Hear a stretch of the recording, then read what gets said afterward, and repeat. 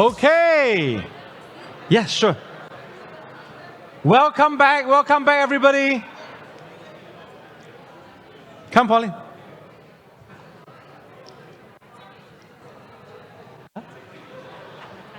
Yeah, I saw. Yeah. Welcome back. Does anybody still need to get your last minute coffee?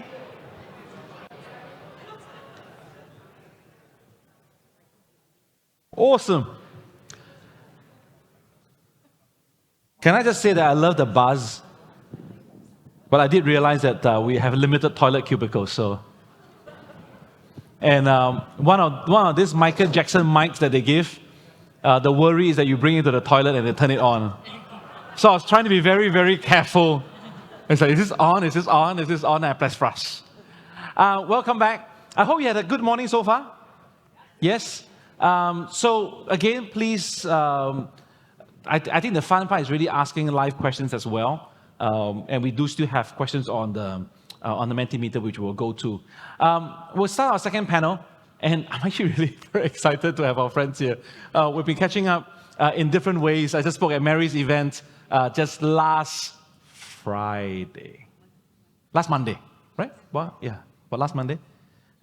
So it's just really nice to be amongst friends at different levels. So the next panel is called the Multiverse of Social Impact Measurements. And these are the guys that Khatib was talking about, when they need professionals to do research, social impact measurements, evaluation. These are the experts that we go to. We have Mary. Mary is the Managing Director of Singapore and Asia for Center for Evidence and Implementation, or CEI.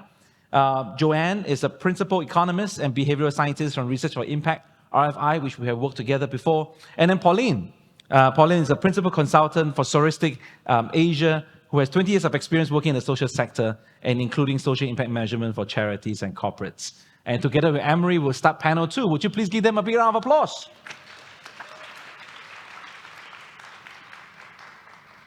I shall start with Joanne because she will know that I will bully her. Oh. We worked on a project together. And I thought that it would be good for us to start with you. Maybe if you can introduce what you do in terms of the work that you have done in the social sector and so on. And maybe really when we talk about social impact measurements, what's your frame in which you're looking at it? Sure. Hi, everyone. It's great actually to see a lot of friends here. It actually feels very warm emotionally, although cold temperature-wise. My name is Joanne. I have to admit to everyone here, unfortunately, I am an economist. I'm so sorry. We like economists. Good. Let's spread this.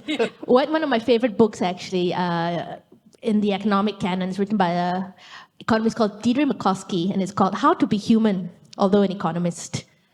And actually, that's something that I think we bring. I'm from Research for Impact. I also don't want to say too much about university professors because in my spare time, I also am, unfortunately. But I started Research for Impact 3 years ago because exactly I think a lot of what we're hearing here is that what we realize is that research tends to be something that is very cloistered away. I can't tell you how many organizations I work with that say, it's amazing that every time we talk to a consultant or a funder, they say, why you don't look at the evidence-based research? And then we say, do you know how much a library subscription costs? We have no access to the journal articles. I'm unclear how you expect it to come to us through the air. And what I wanted to do was work outside this and sort of try to build a place that would bridge the academic excellence that we deserve with the action research that we actually really need. And so Research for Impact is actually a very baby company. Actually, we are only 3 years old. And we do, I think, 4 things. One is that we are multidisciplinary. We come from an economic background, but we have qualitative researchers. We are adding an ethnographer. We believe very strongly, I think one of the things that resonated with me on the panel, which is that evaluation is about a coaching mindset, but also a language. So we are here to bridge that language and to help people to express the value and to measure that value in ways that help to cross different stakeholders. Our approach is participatory, and what we want to do is to enable organizations to collect their own data and to have power over their own data and to collaborate with us. We believe that evaluation is related to research, but it is not scientific research, that the ultimate goal of evaluation is to be useful, and to be fit for purpose. And we believe that evaluation is something worth investing in, but at the same time, it is costly. And I really also resonate with what was said on the panel. It costs money, it costs time, and it costs your energy and your participants' energy as well. Opportunity cost is the guiding light of all economists. Like, what can I say? So boring, but it's true. So we try to bring you technical excellence. For us, quality is number one. Numbers are necessary, but not sufficient. So that's basically what we've been doing for the last 3 years. We've been working on advisory, capacity building, evaluation with a number of you. The last thing I would say is that we are here to build a community, a data-driven community, right? As I said, we ourselves are multidisciplinary, but we also work with many different partners because all of these skills are really important. Evaluation is a team sport, ma. You do some, I do some, we work together.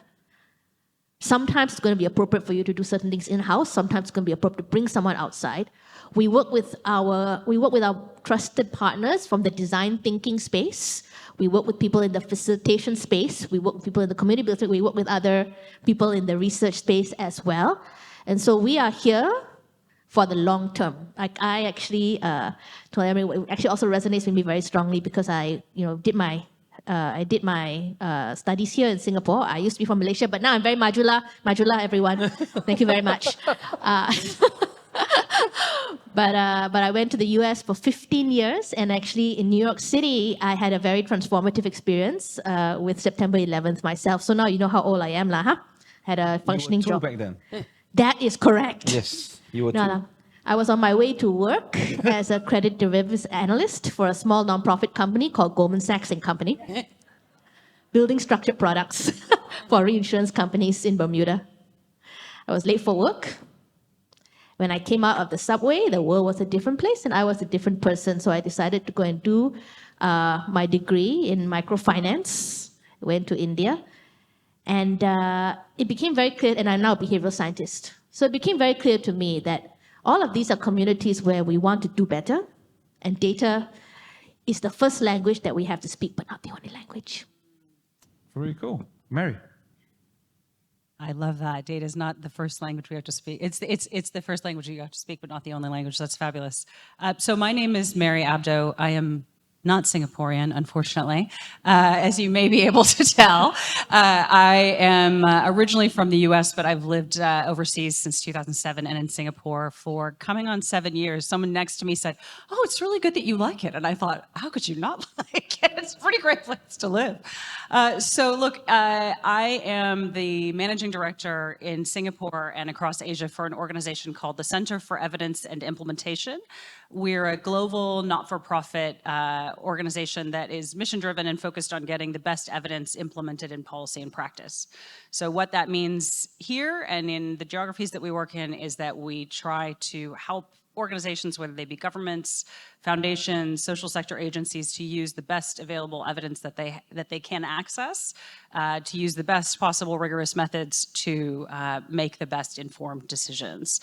And we've been lucky enough to be in Singapore formally with an office since about 2017, but active in Singapore since about 2012, and seeing a lot of faces in this room who we've had the privilege of working with.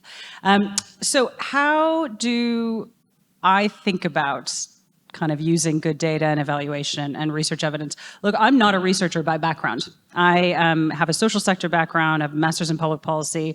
I do not come out of the sort of, let's call it evidence land. I don't come out of like the world of methods and evidence. I would say, have a much more pragmatic bent, and I work with a lot of people who are a lot smarter than me and all have PhDs, but ultimately I really resonate with what Joanne talked about in terms of the bridging. If it's not useful, if it's not usable and used, it's not worth collecting. So one of the best things I heard in some of the work that we did was we were doing some benchmarking for a global foundation, and they were interested in picking up good practices about how others were doing their measurement and assessment. And somebody at the Hewlett Foundation said, we ask only for what we need and we use everything we ask for. And I think that as a rule of thumb is critical. Like that is just a great That's good. thing to say, right? And I think, look, there's also the other side. Like I am very on board with the trust-based philanthropy movement, but there's an old saying in the U.S: "Trust but verify." We need to make sure that these are precious resources, right? They are so limited. The panel that Martin and I were on the other day, we're talking about the size of the global philanthropic market. The total philanthropic spending in all the world in a given year is only equivalent to the GDP of a country like New Zealand or Oregon. It's a tiny fraction of the public funding and the private funding we have in the world.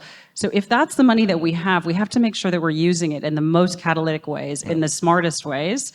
And so those precious resources, if we don't know that they can be used, if we don't know that they're making the best impact that they can, if we don't know that we're enhancing programs in the ways that we could, if we don't know that they're better than doing nothing or doing something else, and if we don't know that they're not causing harm, right? Not everything that sounds good works. And there's a danger, if we're interfering in the lives of other people, we have a responsibility to make sure that what we're doing is actually making their lives better. So that's sort of the stance that I come from, is like very pragmatic. Much like Joanne, we're really good partners. We do a lot of work together, so it's great to see the sector coming to a place where you've got multiple actors like our organizations and not just kind of the Lone Rangers. So I'm very happy to dig into this subject more. Very cool. Thanks, Mary. Pauline. Yeah, okay. Hi, everyone. I'm Pauline. Thank you, Majurity Trust, for inviting us today. Yeah, so I'm actually a data analyst at the start of my career before I became a researcher at the Asia Center for Social Entrepreneurship and Philanthropy in NUS for 3 years. And after that, I left to start a Heuristic to do impact assessment and as well as a social sector research. So it has been about, about 8 years now. So our evaluation approach has also evolved since we started. So it was initially a little bit like semi-academic, but now there's more a pragmatic approach because of our interactions with charities. And so maybe I'll just go through one case study for you to see how we have evolved as well.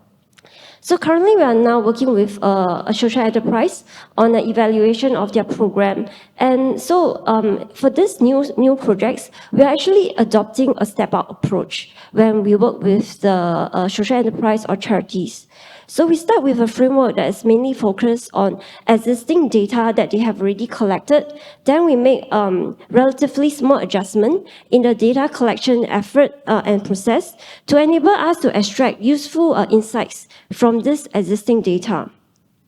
And then we work with the charities and social enterprise to capacity build their staff. So as the organizations gain competency and is comfortable with data collection, we then add on more data items to make sure that the monitoring and evaluations can be made more comprehensive. So our evaluation approach kind of evolved because previously when we worked with charities, we wanted to have a very rigorous one, and then we realized, when you go on the ground, it can be hard to collect all this rigorous data, and when this data are not collected, your evaluations kind of didn't work as well as you planned it to be, and so that's why our approach then evolved slowly to be more pragmatic now. Yeah, thank you. You mentioned, Pauline, and I thought we can start with you and go backwards. You made an interesting point. You work with what the social enterprise data there is already. So the question I really want to ask the panel is this. There's a lot of talk about only get what you need, right? But I think there's one more step before that. You need to know what you need. So how do we figure out what do we need? So maybe I'll start with Pauline, and we'll love different ones of you to chip in. Like how do we know what we need? There is this crazy idea that, if I miss this chance of collecting data, then later on, if I know I need it, then I'll miss the opportunity, right? So there's this, we're always afraid of under-collecting. Sure. I think if you go back to the building blocks, right? Evaluation is not just about outcome evaluation, which often we hear about outcome evaluation. But I think a lot of times evaluation is really to allows the organizations to identify the challenges and gaps and then make improvements in their existing program.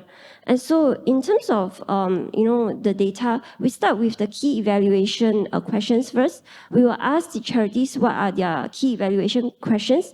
And then we also look at the priorities of that evaluation. We ask them to think hard about that. Because sometimes, that sometimes for some charities, that evaluation is actually for the funders. Whereas for other charities, the evaluation is really for them to improve their program. But really, that is the minority because, most charities are looking at evaluation more from the part of answering to funders at the moment, if they come to us. But we do see some that, comes to us because they want to improve their program. And so we look at the key evaluation questions, then we see what are the data needed. But a lot of times we notice that charities actually are collecting a lot of data. It's just that they're not analyzing the data. So, a lot of this data are wasted. And so what we want to do is to get useful insights from this existing data first. And then we try to add on more data items based on the priorities of that evaluation. So focusing on the key evaluation questions. So the journey you have to scale accordingly. Mary, how do we know what we need? So I think this is a really interesting question and one that I thought about before I came in. Thank you very much for letting us know what you might ask in advance.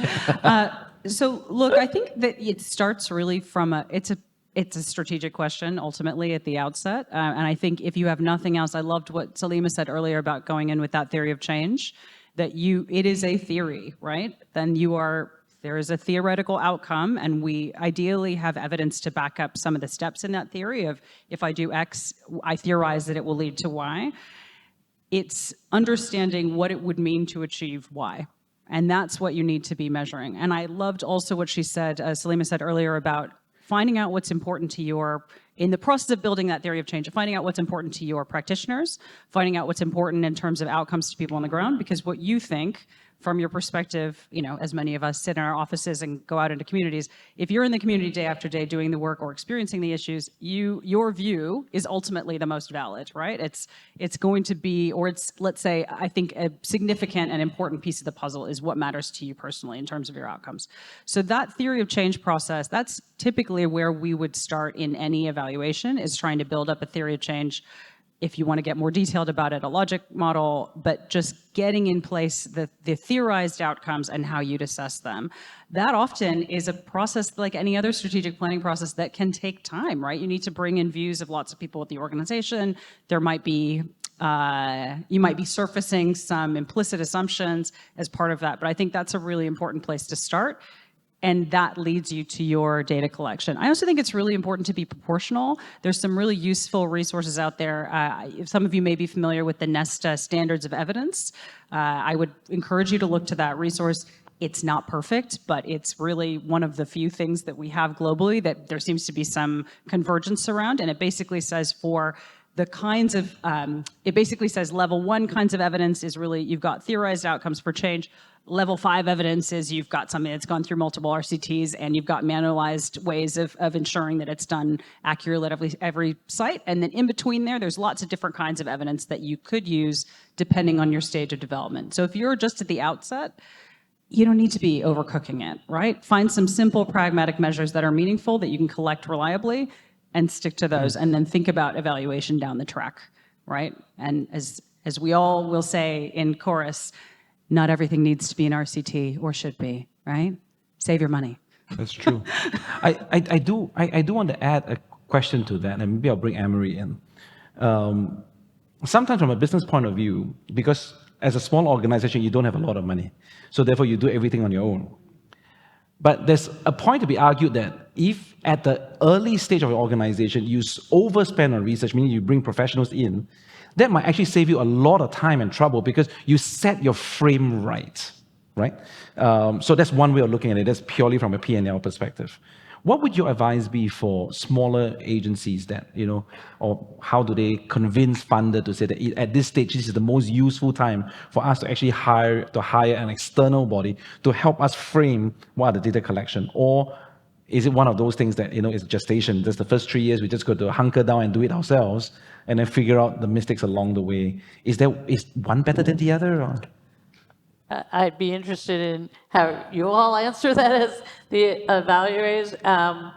I think that one of the panelists earlier had said something about when do you hire an internal person to sort of lead, if not your evaluation, but lead your data collection. And I think that becomes that again is a culture question for your organization. And so it is a hard decision. Do you put another social worker in, or I made reference to Sister Judy before, who we used to always say looked like she would never invest in technology or anything, because that was one less morsel that went into somebody's mouth. But at the end of the day, we had to convince her that if she actually had some technology, she could put more morsels into people's mouths. But you need a funder like you or a funder like us that's willing to support it. But for your organization, for any of your organizations, I'm guessing that there becomes a size, and it's going to be different for each one.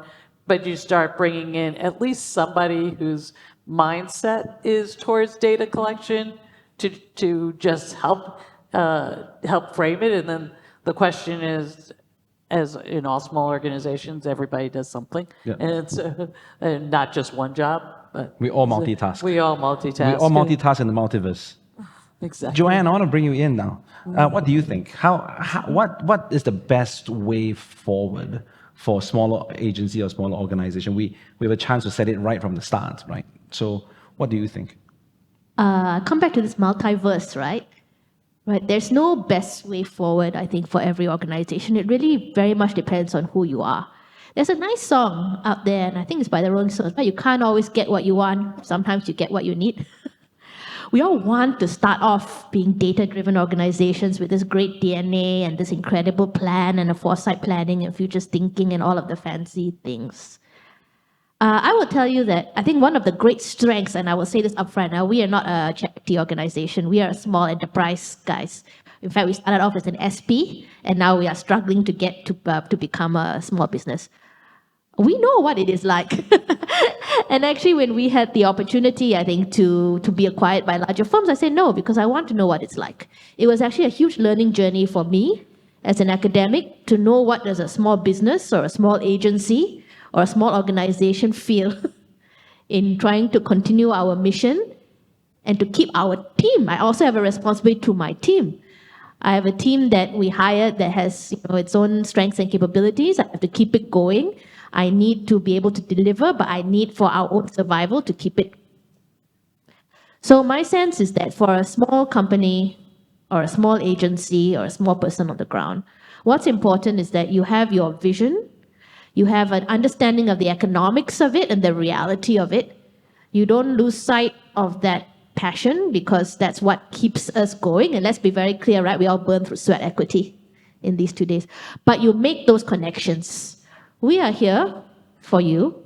I will say that I think it was actually brought up, can you actually afford a consultant? So we operate on a Robin Hood principle, but a very different way, which is that we work with the private sector. If you happen to be a wealthy private sector person, don't worry, it's not extortionate lah, huh? It's value for money. And then we work with small organizations pro bono or at highly discounted rates to make it go. And we've also worked with organizations that, again, through young people that join them, but who have thesis advisors that want to continue supporting them, they get help that way. So get that help and reach out. Get that help and reach out. Talk to there's very few new ideas in the world, actually, to be honest, right? Other organizations who have done it, talk to who they're using, who they're working with, and you will find your people. Well, that's what I believe, because we're still alive. We're not around next year. You can ask me sometime, maybe I have a different question. But I believe that quality pays for itself. And part of that quality is investing in research, but that investment can be in your time, it can be in your commitment, it doesn't have to be in your money all the time. And the right people will respond to that. Nice. There's a question here about you made a point there are no new ideas in the world. There are very few new ideas. But there is this one question about what's the latest development in the field of social impact. How would you answer that? Like, is there like a next big thing that's coming on the horizon? So is there like a next big thing that people are looking towards? So I have sort of two answers to this question. I think the first one is more of a, I'm going to put it back on the grant makers. I think there is a real acceleration of an embrace of good practice in global grant makers, but particularly a real acceleration of embrace of good practice in regional grant makers, whether it's in Australia or Southeast Asia, South Asia, where grant makers are really looking at the catalytic role that they can play and thinking about funding public goods. So your discussion of the Common Indicators Bank, right? That's a massive public good that is not going to arise by itself, right? We've been in dialogue with other funders about potentially developing open online courses for organizations focused on evaluation and measurement so that we can get that education and certification out into the field without people having to do one-off training, right? All these things are things that I think donors are seeing and can play a role in. You've got lots of folks working in partnership with government in the region to build up capabilities and technical support in government. So I think that's really exciting. So I think that kind of grant maker push, I would call that, is that new? It's probably something that's always going on in terms of evolution, but I think that's a really exciting development here and one that Singapore is really, I can't overemphasize this enough, Singapore is at the heart of this regional transformation. There is a massive overhaul going on in the philanthropic sector regionally, and Singapore is like the beating heart of that transformation. So this is very exciting. Second piece is, and no surprise to any of you who works with us, we have two parts of our name, the Center for Evidence and Implementation. And there is a field, implementation science, which is strongly embraced in the US, to some extent in Western Europe, and those ideas are now coming into Australia, Southeast Asia, other parts of Asia, in terms of looking at the how as much as we look at the what. Because we know that an intervention that is less well evidenced, that is implemented well, has more impact than a better intervention implemented poorly. So implementation really matters. It matters how we get stuff to people. It matters whether it works on the ground. And there is a science that comes out of, you can get degrees in implementation science. There is an actual science to the how.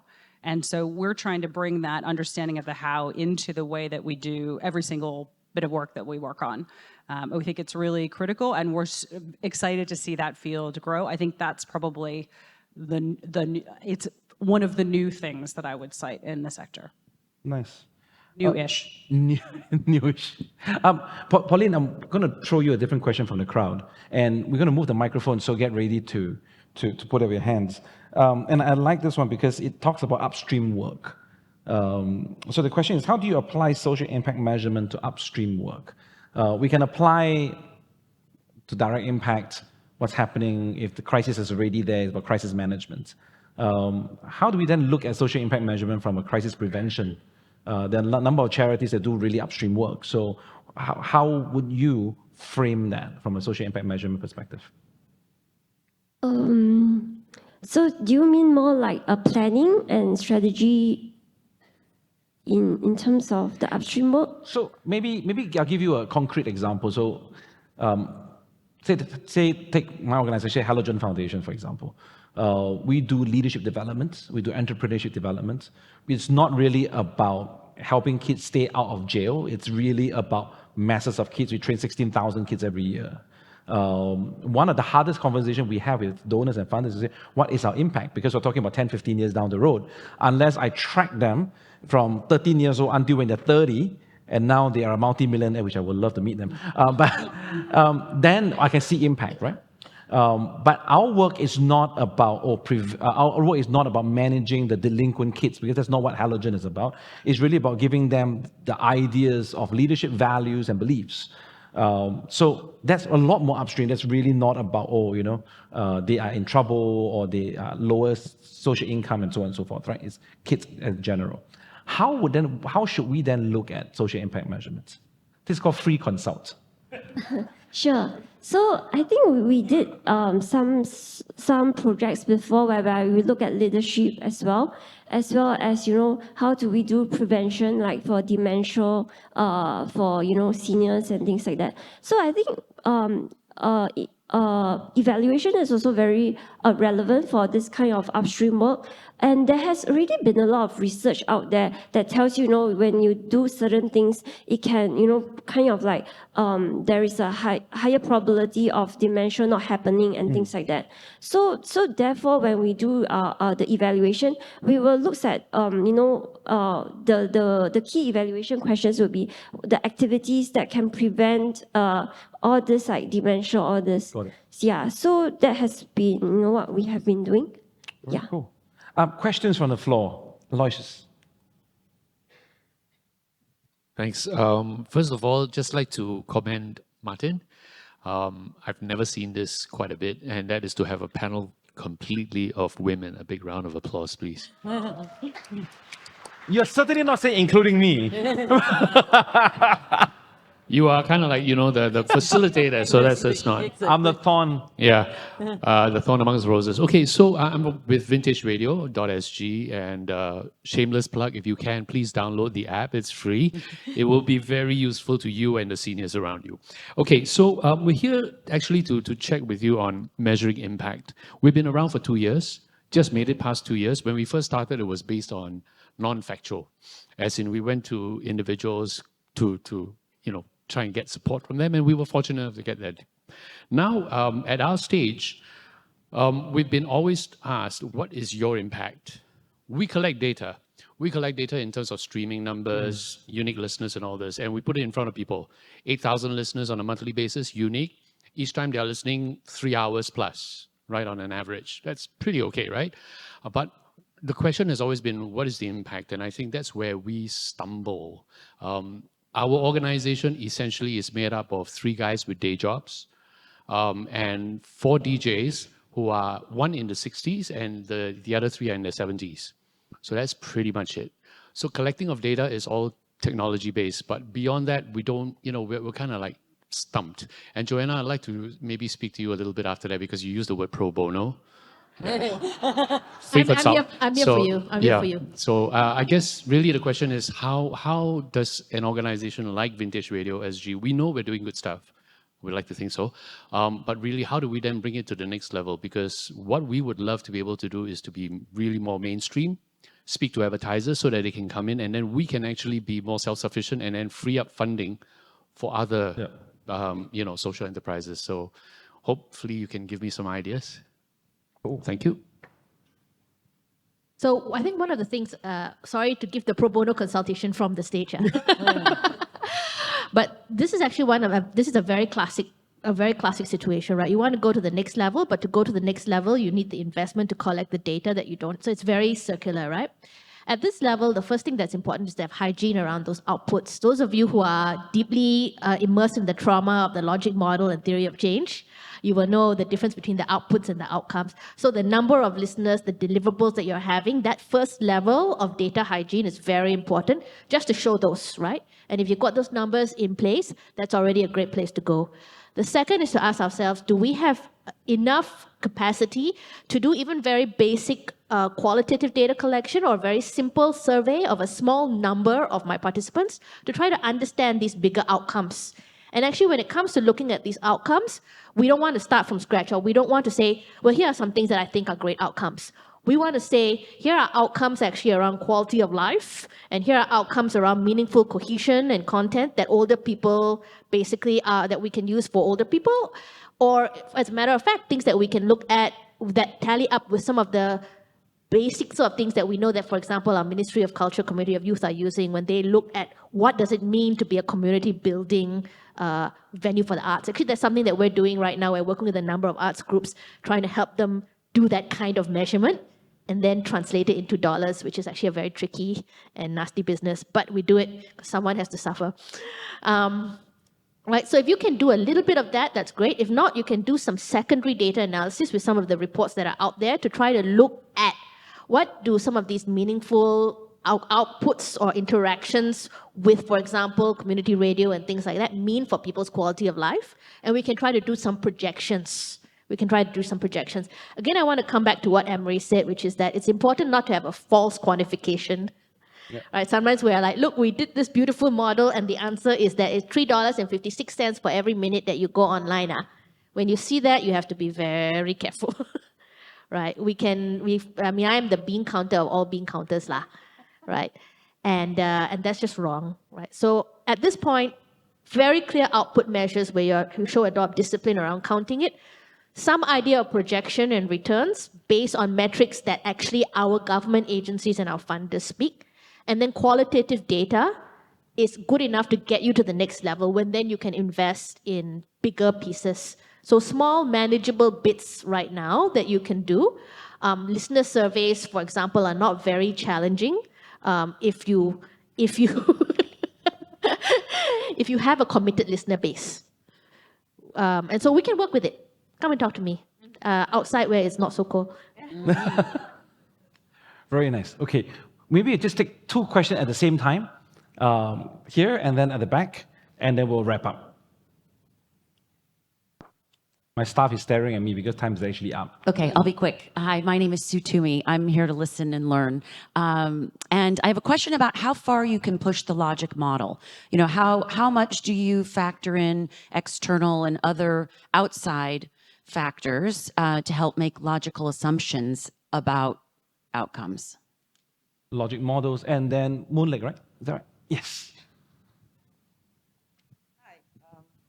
I'm Moonlake Lee from Unlocking ADHD. We've just turned 1 year old, so really a ground up. And one of the struggles that we have is there's very little research, data research in Singapore on ADHD.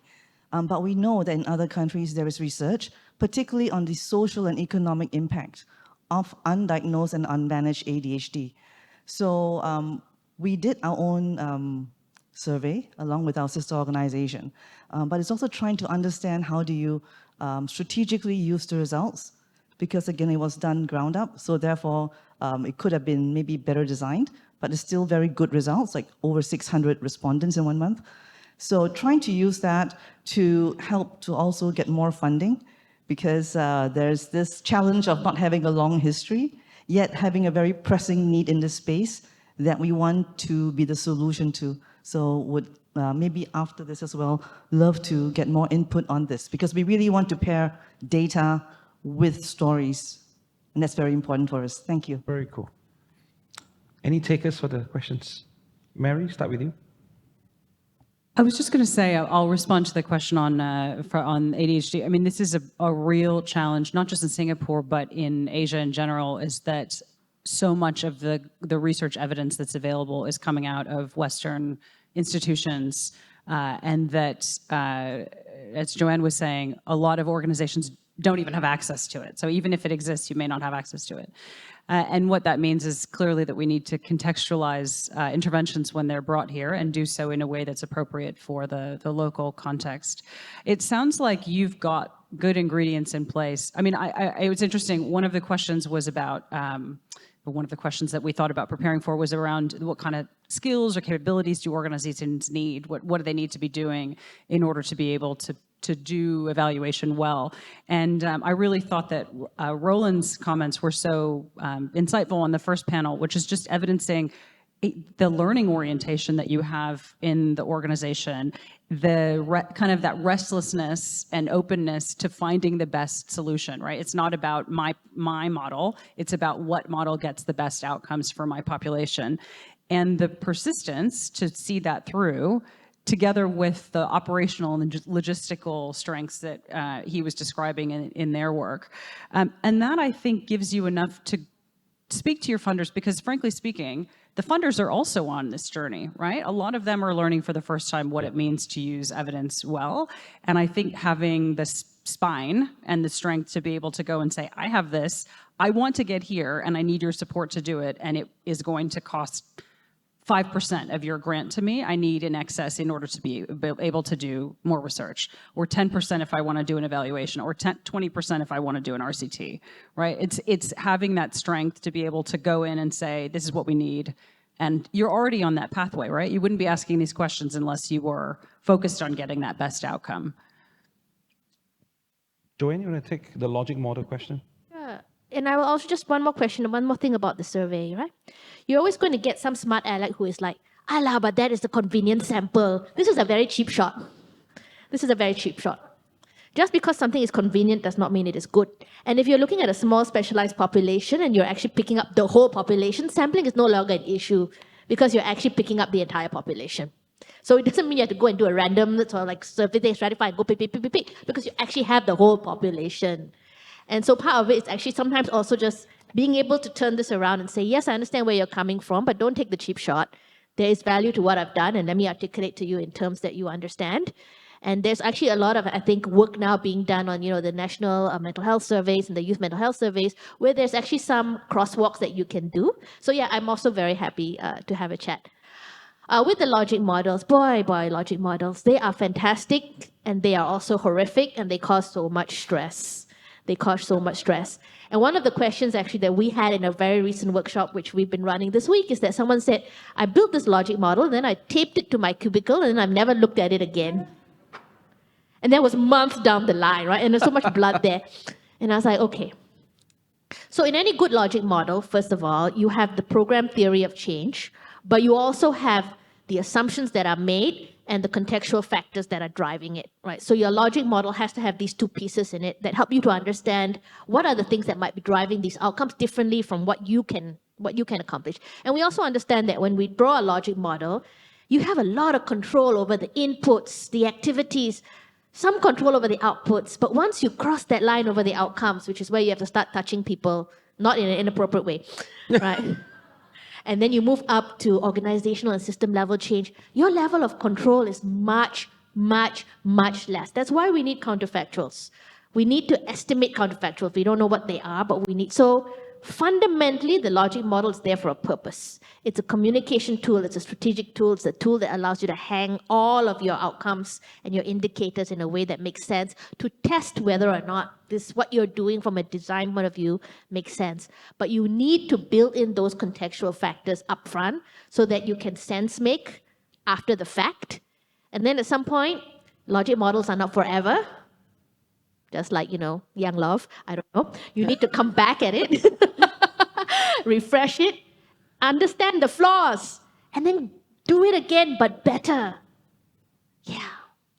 We're finding a new boyfriend, but yeah. Well, yes. No. That's a different panel, Martin. That is a different panel. That's awesome. Thank you very much. Time flies when we're having a lot of fun. I just want to end by asking this, just as a quick survey, how many of you would appreciate maybe like a 15 minutes clinic with this folks, just to be able to, these are some of my questions, this is what we're doing. Would you give some very quick advice? How many of you would like something like that? Okay, there is demand. So my last question to the three of you.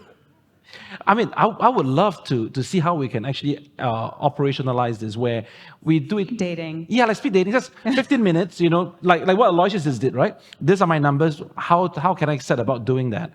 Maybe we can, if you guys are okay, then we can actually make something happen, which I think would be very, very practical. Let's do it. I'm going to volunteer all of our team. Hi, Joelle. It's something that actually we put out on our social media a couple of months ago to ask if we had an office hour every week, like just an office hour. No question is too silly. There's no mistake I have not made myself personally in life, including with my boyfriends. So people can ask, right? Anything they want. I think so this is something that has been on our mind as well. Cool. And our emails are not hard to remember. I'm joanne@r4impact.com. Nice. Very cool. Ladies and gentlemen, would you please give them a really big round of applause? Thank you very much. I'll invite Emary to stay on stage. Okay. Thanks, ladies. Thank you very much. Yes, sir. Well, as they're making their way down, we're going to just wrap up our time together. I'm sorry, I know we ran a bit longer. I just wanted to make sure that Emary have a chance to make some very final comments. I found the conversation enriching, so maybe some closing remarks from you, and then we can close it off. Absolutely. What a morning. I mean, I thought that both of these panels were amazing and enriching, and a couple of things that I ended up writing in my notebook were things like the challenge of trying to measure and quantify attitudinal changes, because a lot of what we were talking about was how do we change people's attitudes. And to the researchers on the last panel, would love to pursue that conversation of one of the things that we're doing. The second thing I ended up writing in my notebook is the sort of three terms that we end up using a lot: evidence-based, evidence-informed, and a daisy chain. And so how do you think about something that you know links to something else and links to something else, and that's going to prove your answer? And the third thing that I was thinking about was what happens to the evaluation and how do you end up using it? And particularly, which we didn't really talk about, but when does the evaluation either give you or not give you the answer you want?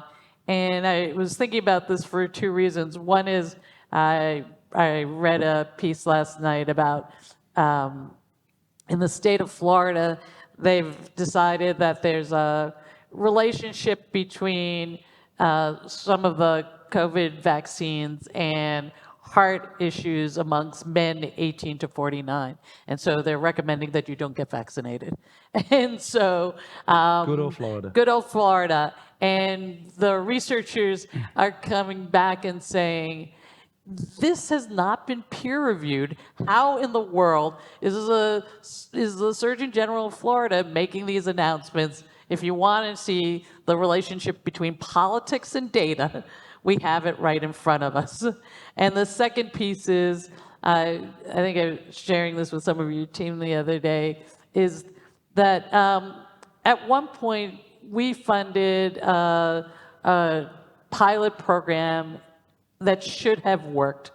And quite frankly, you looked at all the pieces, it should have worked. We actually funded the RCT to go with it, and we could have 1,000 reasons where maybe the sample was set up wrong, maybe this was wrong. But when the data came back, it said that the program didn't work. It was a tutoring program.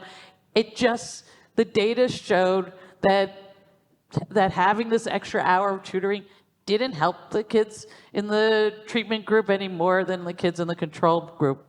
And so then we were left with, well, what do you do when you've now spent millions of dollars and it doesn't look like the program works? And we were in partnership with the city on this, and we showed them the data, and the city said to us, well, we all agree it should have worked. And we said, but the data says it doesn't work. And they said, yeah, we're going to continue it anyway. And so, because that's the other piece is, how do you actually use the information once you have it and really sort of embrace it? And as many have been saying, is use it for growth, for change, for how it is that you're, because that's what we want to do, right? We want our programs to be the most impactful. Yeah. And so, and it's all of us together learning from each other, understanding and taking evidence from other places and seeing how it will fit into this context and really growing the whole field together. So thank you for making this possible to have this open conversation about it. Thank you for flying all the way in.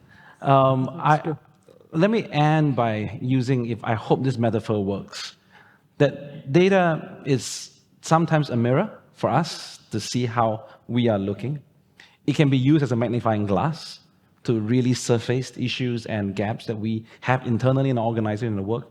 Or sometimes, like you say, it's a stained glass where it's just there to look pretty. What we choose to use with data is a choice that we can have. We can use it as a magnifying glass, or if we can choose to use it as a stained glass, it's really up to us. But what is undeniable is that data is here to stay. Moving forward, where philanthropy is going, I think more and more funders are looking for impact measurements. And I think if we can start this journey, wherever gestation we are, whichever stage of impact organization we're in, I think the need to focus and the need to invest in this is going to be crucial. So, Emary, thank you so much for joining us today. A round of applause for Emary Aronson, ladies and gentlemen.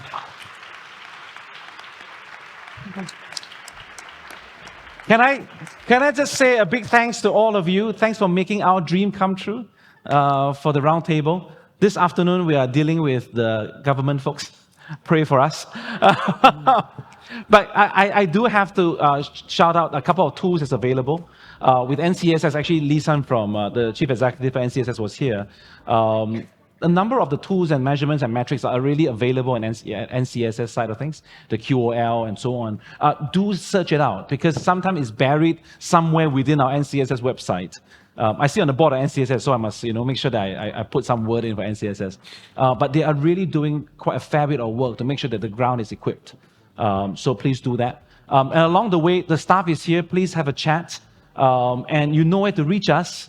Our hope is to be able to bridge this gap with donors as well as you guys, plus the stakeholders, and we'll just keep plugging along. And if there's any way we can help you beyond just the money side of things, please let us know. We'll continue to raise funds, we'll continue to support, but we'll do our best to actually convince stuff like this. So thank you very much. Please give yourself a big round of applause. And if you can, the Majurity Trust team, those with the red tag and black, they have been working non-stop the last 2 weeks to make this happen. So if you can, just please thank them.